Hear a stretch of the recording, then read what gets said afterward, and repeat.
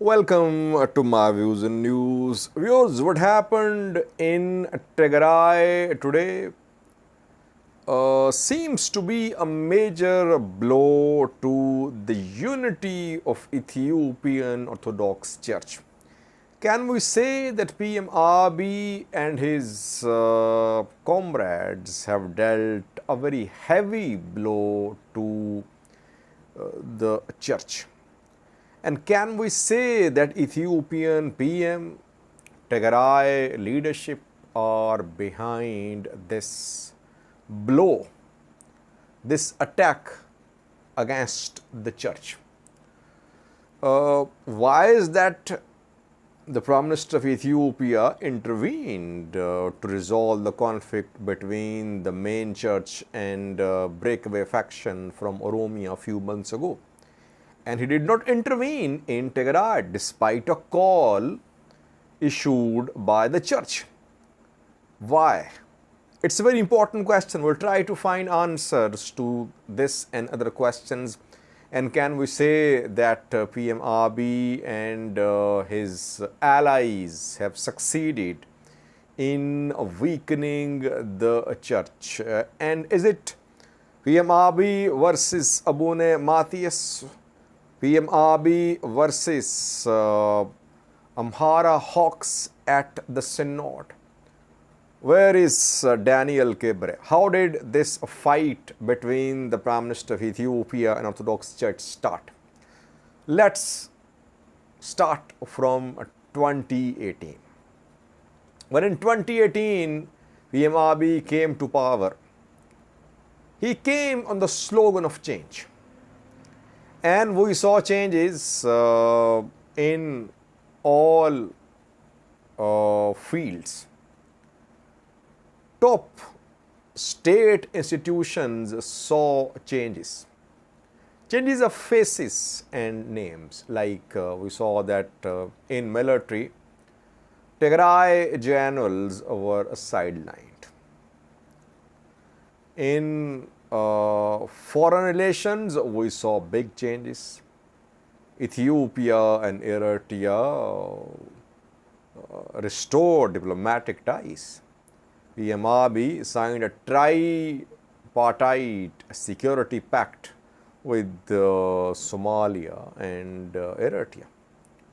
Changes in foreign policy, changes in security structure, changes in politics too.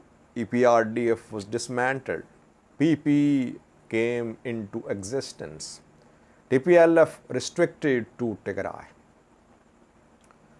TPLF dissidents from across the world were allowed to return to Ethiopia.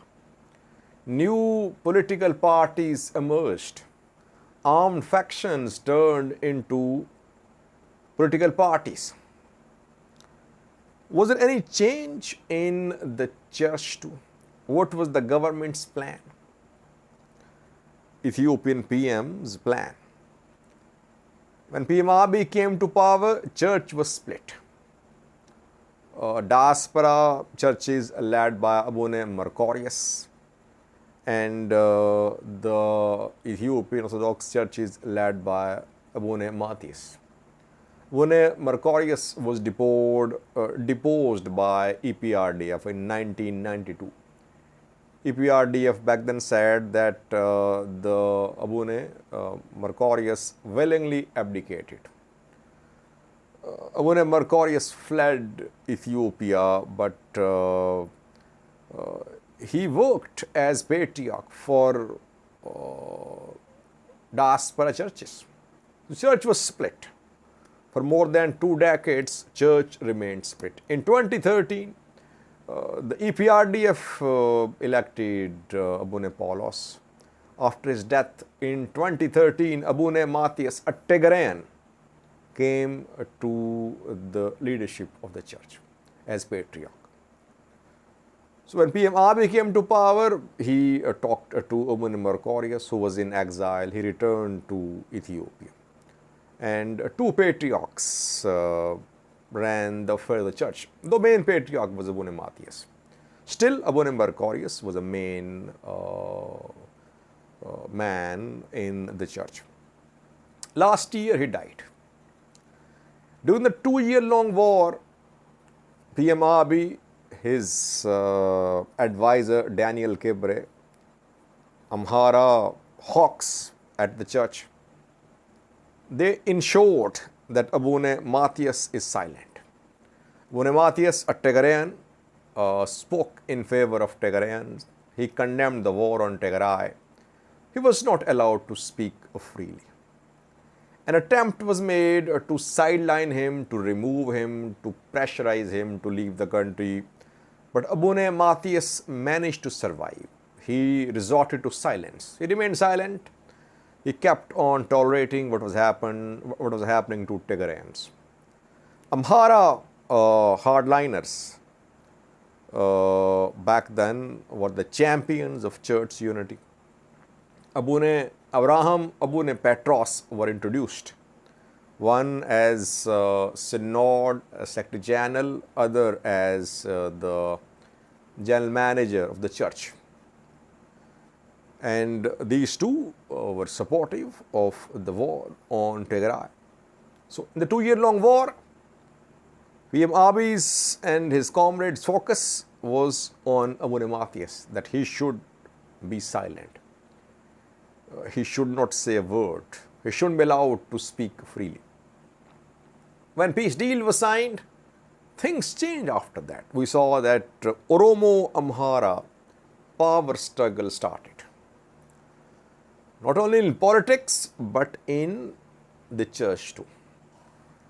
Oromo breakaway faction emerged. It was backed by the Prime Minister of Ethiopia and Oromo regional government. When Sarias Avostotius Dinamarcos, they appointed 26 bishops to Oromia and some other parts of Ethiopia. That appointment was the announcement of the formation of Oromia Synod, because Oromo Amhara power struggle had started. The 3-member synod made appointments. The church responded very strongly to those appointments. Church called for nationwide protests, and we saw big protests. Tens of thousands of people protested in support of church. And back then, if you remember, church made it church versus the government issue. Church said it was basically the government which was backing the breakaway faction. So the issue turned into church versus the government. And people, Orthodox followers, believed, or they were made to believe by the church, that government was trying to divide the church. And since tens of thousands took the streets in Addis Ababa, in Amhara, other parts of Ethiopia, PM Abiy's government realized that this religious movement could turn into an anti-government movement. He backed down. He and his Oromo partners backed down. They decided to play the role of a mediator between the breakaway faction of Oromia and the main church. And PM Abiy projected himself as a mediator. He went with Daniel Kebre to church headquarters in Addis Ababa. He reconciled.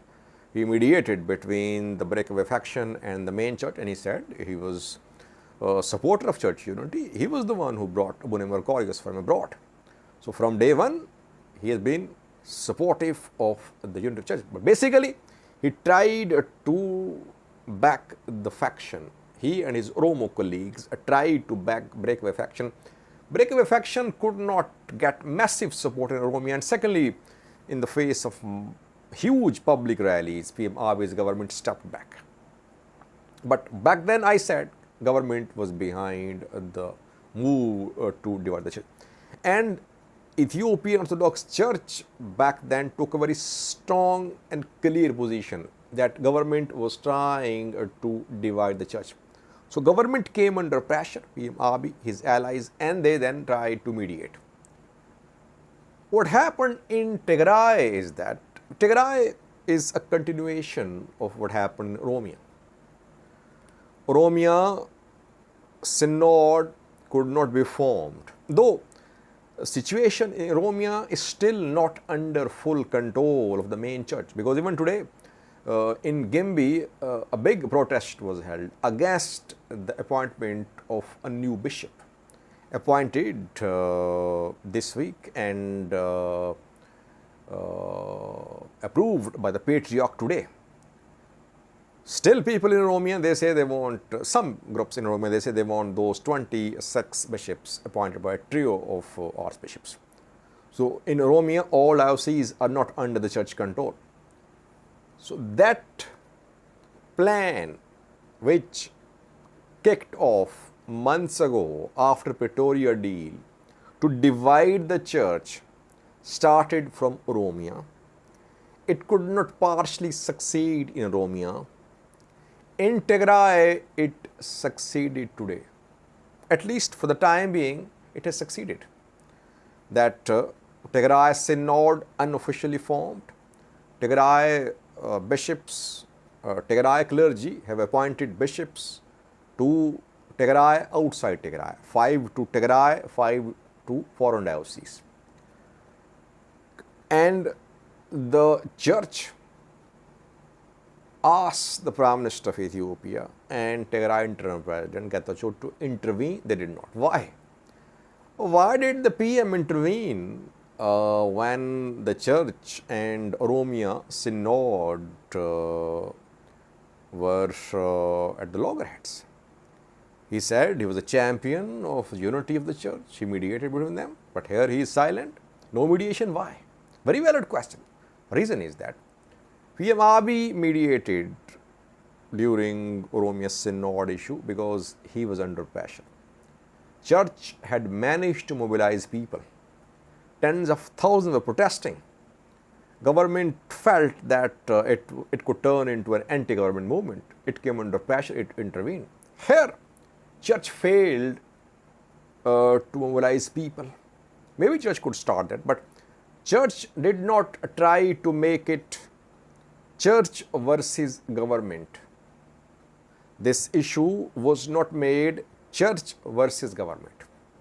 Rather, church called it an internal matter. Tigray archbishops have some grievances. So, Tigray archbishops versus the main church. It's church's internal issue. It can be resolved internally.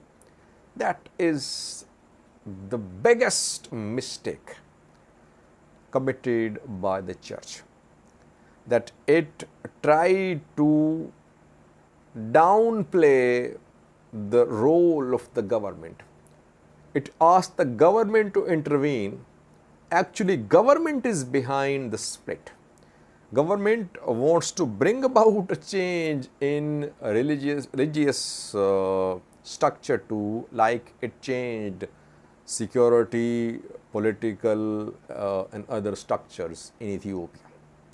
So, it's that slogan of change on which PM Abiy came, which is being implemented.